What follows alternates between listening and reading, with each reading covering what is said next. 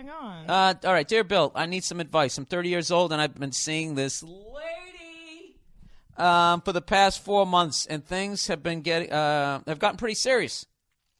I'm already having dinner at her parents' house frequently. Oh, Jesus. Going to her family parties. Oh, Jesus. And spending the holidays together. Jesus Christ. I'm practically part of the family already. To use her father's words, and to be honest, I'm cool with it. I love this girl. She's great. All right, so what's the problem? So great, in fact, we decided to do New Year's in Palm Beach together at her cousin's place.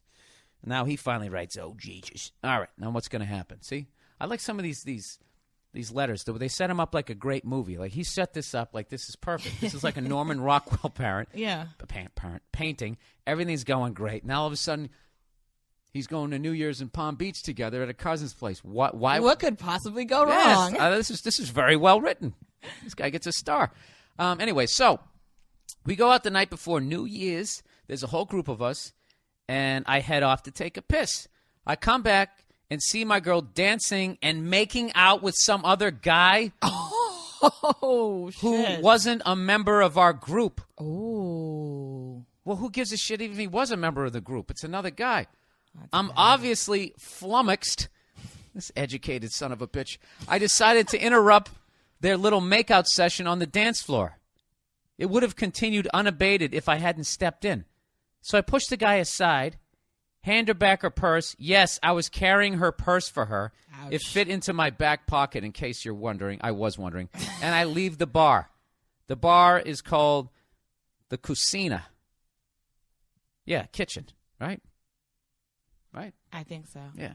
I am a little Spanish right there. I am outside just beside myself with anger, and she doesn't follow me out. I go back to her cousin's place and go to bed. Around 3 a.m., the texts come in. Nothing happened. I didn't do anything, etc. She finally cops to it, and just in her defense, she says, I'm just not used to having a boyfriend, and I don't think you know how drunk I was. So, Happy New Year's. This was in a text message? No. Oh. No, when she showed up to him, she says to him, she finally okay. just said, look, fine, I fucked the guy. I'm just not used to having a boyfriend, okay? Wow. And I don't think you realized how drunk I was. Wow. Yes. See?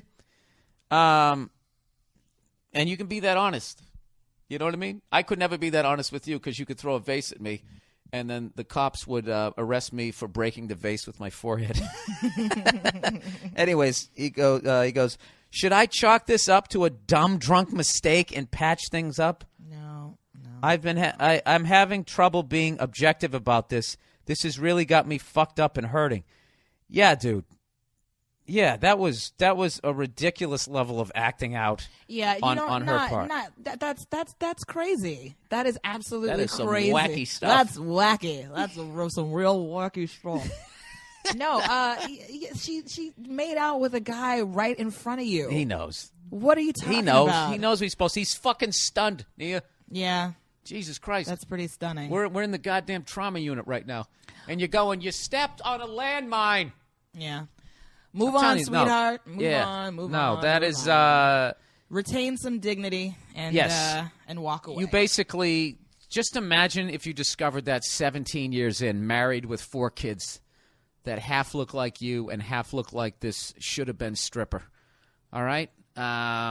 You dodged a bullet, and yeah, it's going to hurt, and that's really what that really is, dude, is aside from your feelings, that's your fucking manhood being hurt right there. And you don't have to look at it objectively. Let me finish, for fuck's sakes. As a guy, that shit's not supposed to happen, right? Because you're supposed to put it on them, and they're supposed to be mesmerized by your dick. And the reality is that's not what it's like. Yeah. And when you discover that, that's a tough day. Yeah, but you don't have to look at it objectively. And then you never trust those broads again. You never trust them again, and it's the safest place you can be. No. Number 3. But don't look at it Shut objectively. It last Saturday. It was a shitty, horrible thing that happened, and you should be feeling all of those feelings, including anger. But just walk away. It's over. That's what he should do, is just walk away.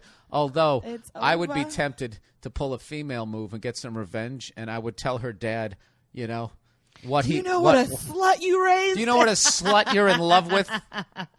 That's half your DNA. Did she get that from your fucking wife? No.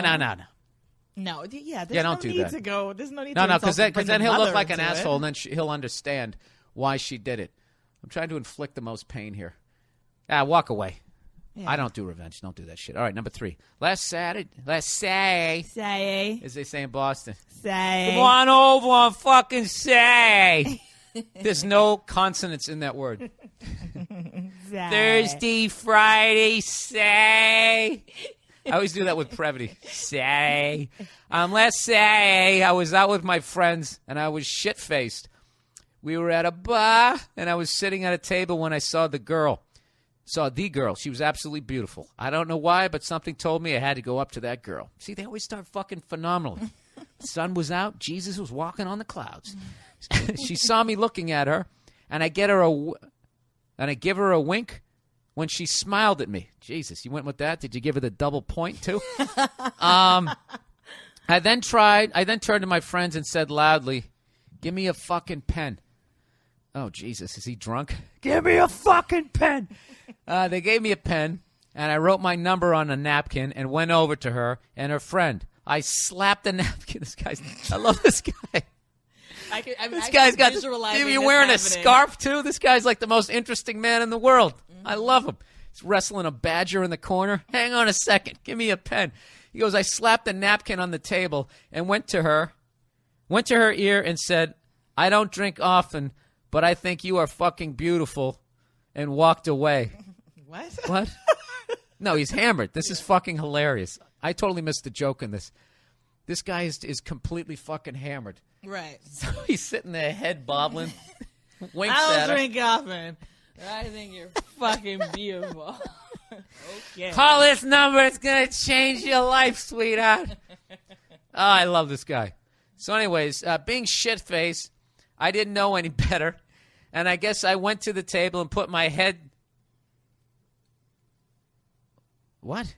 I went to the table and put my head was down at that point, according to my friends.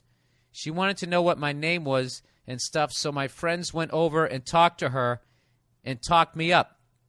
Before she left, she came up to me, this guy's still in the game here, and told me her and her friends were leaving to go to a different bar. I asked her name, we talked a little bit, and she left with her friends. I told her, please text me. 3-4 days passed, and I hadn't heard anything. I couldn't get her out of my head. She was seriously the most beautiful girl I had ever seen. Yeah, after drinking a 12-pack of Keystone. And there was something about her. I know I was shit-faced, but I have never felt that way. I looked online for her on Facebook. The other person she was with had gone to high school with. We weren't friends, but we knew each other. I found the girl on her friend list. There we go. I know that is creepy, but I want to message her and tell her I am sorry for being so drunk, but I really want to talk to her. I feel she wouldn't have come up to me before she left, and asked my friends my name if she wasn't somewhat intrigued. I don't think that's creepy. Nowadays, the old school, when I grew up, that's not creepy. No, I think creepy. If you just say, listen, I'm sorry I was so drunk the other night. I really meant what I said, and I'm sure this freaks you out. I don't even say freaking out. Like, I'm not trying to invade your privacy. I just wanted to say I meant those things that I said. Yeah. Respectfully yours. Here's my phone number, my address, and and just leave it at that. And leave it at that. There you go. No more communication after that, because then you're venturing into weird territory. All right, what time we got on the podcast here? What am I? 1:02:19. All right. Well, we're getting close to the end here. We got overrated and underrated. With that, also, I want to remind everybody that Amazon thing's been working out for me.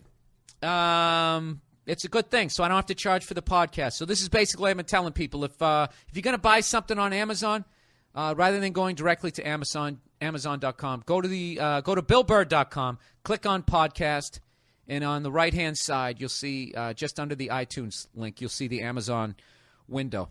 And you just click on that, and I will get credit for driving traffic to Amazon.com. You don't have to hit anything else after that, and I'm not telling you to buy anything.